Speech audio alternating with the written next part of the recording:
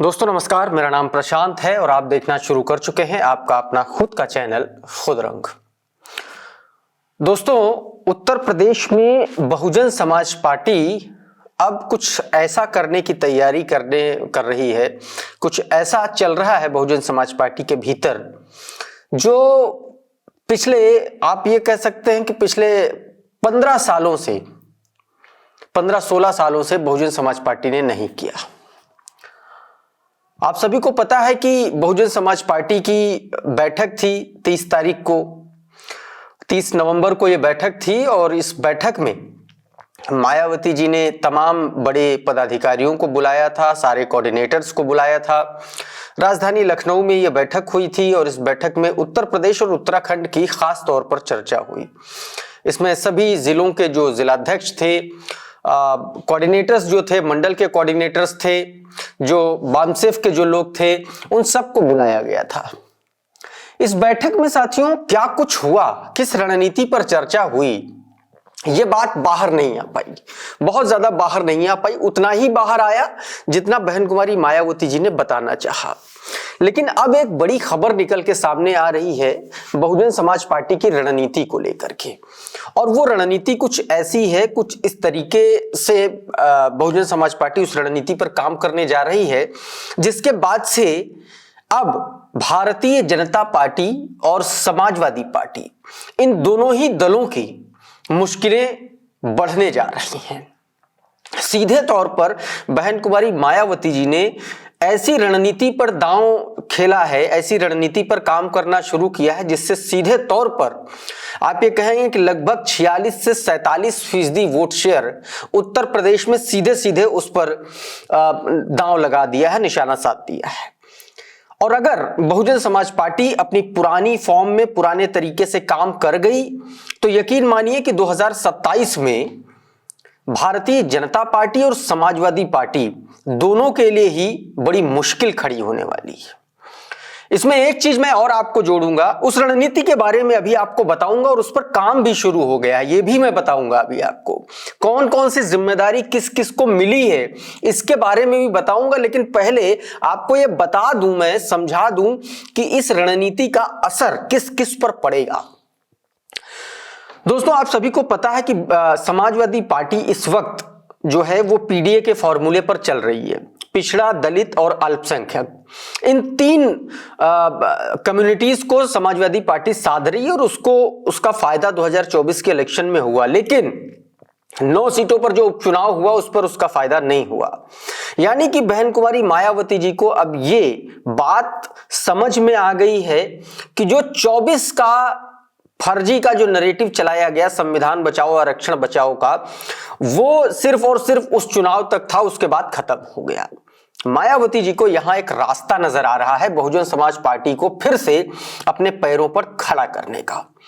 दूसरी तरफ भारतीय जनता पार्टी अभी तक अपनी उस हार से उबर नहीं पाई है, क्योंकि इन उपचुनावों में यह कहा गया कि ईवीएम के जरिए धांधली की गई। Bharatiya Janata party EVM hack करके जो है चुनाव लड़ती है और वो चुनाव कराती है और इसीलिए वो जीत रही है। और बाई इलेक्शन में मुख्यमंत्री योगी आदित्यनाथ ने किस तरीके से मशीनरी का, सरकारी मशीनरी का इस्तेमाल किया वो हर किसी ने देखा। तो ये एक नैरेटिव बना कि भारतीय जनता पार्टी के पास अभी भी जो वोट बैंक है, जो दलितों का वोट बैंक है, जो अल्पसंख्यकों का वोट बैंक है, अल्पसंख्यक तो वैसे भी भारतीय जनता पार्टी को वोट नहीं करते, दलित भी भारतीय जनता पार्टी से बहुत ज्यादा खुश नहीं है। यहां पर बहन कुमारी मायावती जी को एक विंडो दिख रही है, एक खुली हुई विंडो दिख रही है, और वो विंडो ये है कि अल्पसंख्यक और दलित इनके साथ साथ में जिस तरीके से उत्तर प्रदेश में भारतीय जनता पार्टी की सरकार में ब्राह्मणों की हत्याएं हुई हैं, उनके एनकाउंटर हुए हैं, उनको प्रताड़ित किया जा रहा है, उससे भारतीय जनता पार्टी से ब्राह्मण समाज भी खुश नहीं है। योगी सरकार पर लगातार ठाकुरवाद फैलाने के आरोप लग रहे हैं। इन सारे समीकरणों को देखते हुए बहुजन समाज पार्टी ने अब एक बार फिर से अपना पुराना वाला दांव, याद कीजिए 2007 वाला दांव चलने की कोशिश की है, और ना सिर्फ कोशिश की है बल्कि उस पर इंप्लीमेंटेशन भी शुरू कर दिया है, यानी कि उसको लागू भी करना शुरू कर दिया है जिला स्तर पर।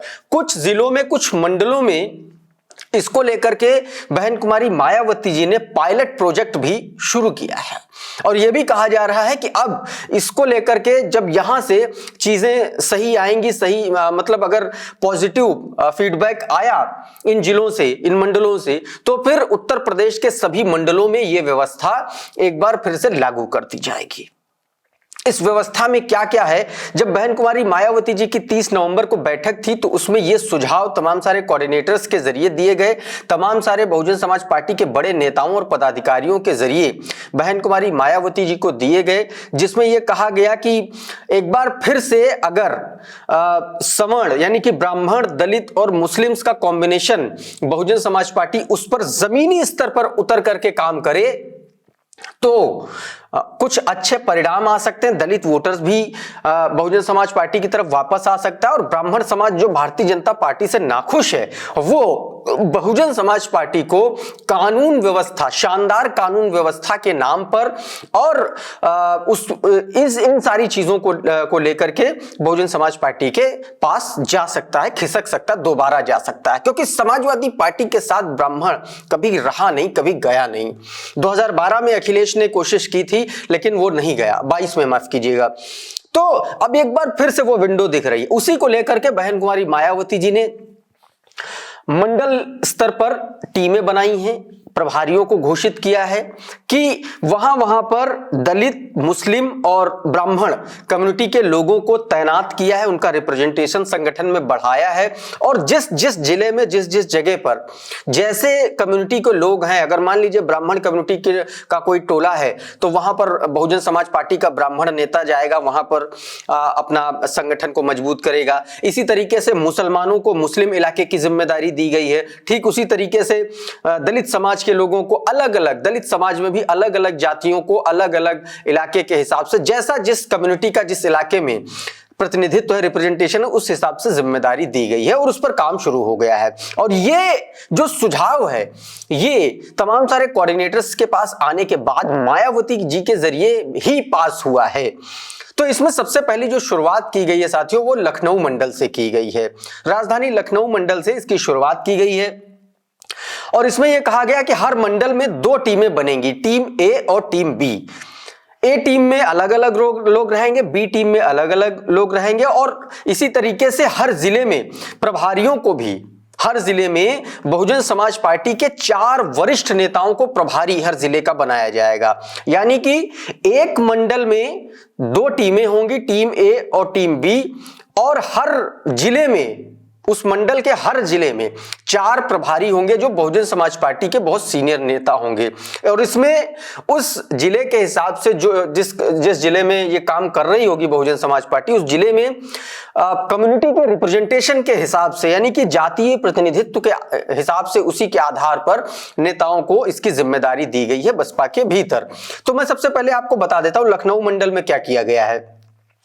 लखनऊ मंडल में बहुजन समाज पार्टी ने 2 टीमें बनाई हैं, टीम ए और टीम बी। टीम ए में गंगाराम गौतम को लखनऊ जिले की जिम्मेदारी दी गई है, रणधीर बहादुर को हरदोई की जिम्मेदारी दी गई है और उमाशंकर गौतम को लखीमपुर खीरी की जिम्मेदारी दी गई है। इसके अलावा इन तीनों लोगों के साथ में पूर्व सांसद घनश्याम खरवार, मौजीलाल गौतम, एडवोकेट दिनेश पाल को भी शामिल किया गया है। यानी कि इन 3 लोगों, जो अलग अलग लोग हैं, हर जिले की जो जिम्मेदारी, टीम ए में मान लीजिए 3 लोग हैं, गंगाराम गौतम, रणधीर बहादुर, उमाशंकर गौतम। अब इन लोगों के साथ एक एक और आदमी लगाया गया है हर जिले में, पूर्व सांसद घनश्याम खरवार, मौजीलाल गौतम और एडवोकेट दिनेश पाल। इसी तरीके से लखनऊ मंडल की जो बी टीम है, ये ई टीम ए टीम की बात थी। अब बी टीम में 3 लोगों को जिम्मेदारी दी गई, 3 अलग अलग जिलों के, 6 जिले हैं लखनऊ मंडल में बसपा के हिसाब से। ओम प्रकाश गौतम को उन्नाव की जिम्मेदारी दी गई है, अरविंद गौतम को रायबरेली की और रामलखन गौतम को सीतापुर की, मतलब पार्टी के संगठन को मजबूत करने की जिम्मेदारी दी गई है। और इन 3 लोगों के साथ पूर्व एमएलसी अत्तर सिंह राव, डॉक्टर सुशील कुमार मुन्ना और राकेश कुमार गौतम को भी लगाया गया है। इसके अलावा हर जिले में, मतलब हर जिले में, चाहे लखनऊ हो, रायबरेली हो, सीतापुर हो, उन्नाव हो, हरदोई हो, लखीमपुर हो, को हर जिले में 4-4 वरिष्ठ नेताओं को प्रभारी बनाया गया है बसपा के। तो लखनऊ में जो प्रभारी बनाए गए उसमें सत्य कुमार गौतम, संदीप रावत, अनुरेंद्र कुमार अंशु और महादेव प्रसाद जागरूक, ये 4 लोग प्रभारी लखनऊ जिले के हैं। इसके अलावा रायबरेली की बात करें तो बीडी सुमन, हरमेश पासी, बाल कुमार गौतम और रामविलास लोधी, इनको जिम्मेदारी दी गई है रायबरेली की। रायबरेली का इनको प्रभारी बनाया गया है। उन्नाव में ठीक इसी तरीके से बीपी आनंद, राम खिलावन गौतम, सुभाष पाल और गुड्डी अजय भारती, ये 4 लोग हैं। हरदोई में सुनील कुमार जौहरी, सुनील शर्मा, राधेश्याम वर्मा और राजपाल गौतम, इन 4 लोगों की जिम्मेदारी दी गई है। सीतापुर में इसी तरीके से सुरेश राव, परिक्रमादीन गौतम, राम सागर पाल और राजेश सिद्धार्थ, ये 4 लोग जिम्मेदारी से निभाएंगे सीतापुर की। लखीमपुर खीरी में जयवीर सिंह गौतम, हेमराज वर्मा, अनूप गौतम और तीरथ पाल, ये 4 लोगों की जिम्मेदारी होगी। अब अगर आप हर मंडल में, मान लीजिए हर मंडल में एक मंडल है, एक मंडल में 2 टीमें हैं, टीम ए टीम बी।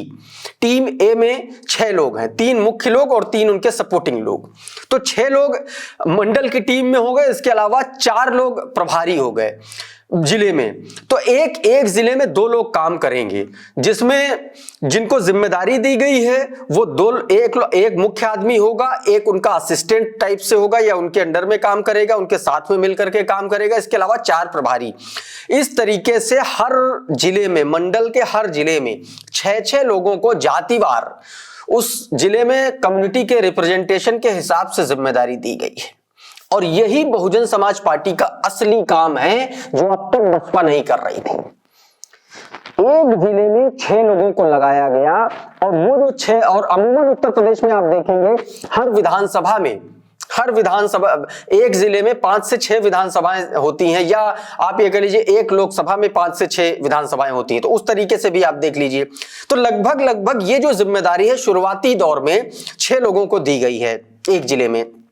ऐसे में अब, और ये जो जिम्मेदारी दी गई है, ये जिस इलाके में जैसी जाति का प्रतिनिधित्व है, जैसी जातियां हैं, उसी जाति के लोगों को ये जिम्मेदारी संगठन में लोगों को जोड़ने की दी गई है।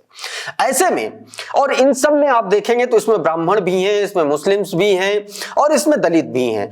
यानी कि ब्राह्मण, दलित, मुस्लिम का कॉम्बिनेशन बना करके बहुजन समाज पार्टी एक बार फिर से मजबूती के साथ मैदान में उतरने जा रही है। मुसलमानों को टारगेट करना सीधे तौर पर कांग्रेस पार्टी और समाजवादी पार्टी के लिए बड़ा झटका है। बहुजन समाज पार्टी से पहले भी मुसलमान जुड़े रहे हैं, हालांकि थोड़ा सा सक्रियता नहीं होने के चलते ये मुस्लिम वोटर जो है इधर उधर छिटके कांग्रेस और सपा में। अब एक बार फिर से बसपा इस पर काम करने जा रही है। दूसरा, ब्राह्मण वोटर जो भारतीय जनता पार्टी से नाराज है और समाजवादी पार्टी के पास कभी गया नहीं।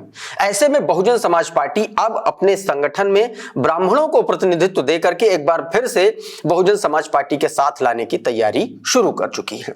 उत्तर प्रदेश में देखेंगे तो लगभग 12% के आसपास ब्राह्मण वोटर हैं और लगभग 22% के आसपास दलित वोटर्स हैं। इसके अलावा 22% के आसपास ही मुसलमान वोटर्स हैं, 22-23%। तो आप देखेंगे तो ये जो ओवरऑल 44-10 मतलब लगभग 50% सीधे तौर पर आप देखेंगे 50% के आसपास वोटर्स पर, वोट परसेंटेज पर सीधे तौर पर रणनीति बनाई है, अपना काम करना शुरू किया है। ये देखना होगा कि इनमें से बहुजन समाज पार्टी इस काम के बाद में क्या स्थिति परिस्थिति बनती है। क्या एक बार फिर से वही नारा बहुजन समाज पार्टी के लिए एक बार वरदान साबित होने वाला है? क्या ब्रह्मा विष्णु हाथी नहीं गणेश है, ब्रह्मा विष्णु महेश है? ये भी एक बार देखना होगा। बहरहाल ये एक बहन कुमारी मायावती जी ने एक बड़ी शानदार और बहुत मजबूत रणनीति बनाई है। देखना होगा कि इसमें सफलता कितनी हाथ लगती है। इस वीडियो में फिलहाल इतना ही। हमारा ये वीडियो आपको कैसा लगा हमें कमेंट बॉक्स में जरूर बताइए। ये वीडियो अगर आपको अच्छा लगा तो इसको लाइक कर दीजिए, इसको शेयर कर दीजिए। चैनल पर पहली बार आए हैं तो चैनल को सब्सक्राइब कर लीजिए, बेल आइकन जरूर दबा दीजिए ताकि इस तरीके के तमाम वीडियोस आपको सबसे पहले मिलते रहे। साथियों, अगर कोई आपका सुझाव है तो हमारे कमेंट बॉक्स में जरूर लिखिए। अगर आप चाहते हैं किसी विशेष विषय पर, किसी विशेष राज्य में बहुजन समाज पार्टी को लेकर के वीडियो किया जाए तो वो भी जरूर बताइए। बहुत बहुत शुक्रिया, बहुत बहुत धन्यवाद। आप जुड़े रहिए आपके अपने खुद के चैनल खुद रंग के साथ। नमस्कार।